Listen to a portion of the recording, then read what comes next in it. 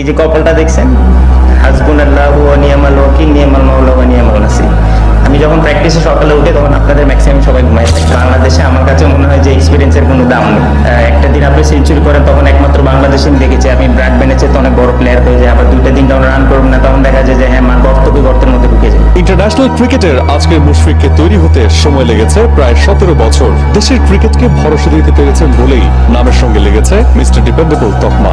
এত কিছু দেওয়ার পরও সমালোচনা পিছু ছাড়ে না। মুশফিকের কথাতেই পরিষ্কার, মনের কোণে জমা আছে কষ্টের মেঘ। মুশফিকুর রহিমের দেশের ক্রিকেটকে দেওয়ার এখনো আরো অনেক কিছু আছে, এই কথাটা বলতে আবারও বাধ্য হচ্ছি। যে ধরনের ব্যাটিং শেপে তিনি আছেন, আমার কাছে মনে হয় যে টপ ক্লাস ব্যাটিং শেপের ব্যাটিং করছেন।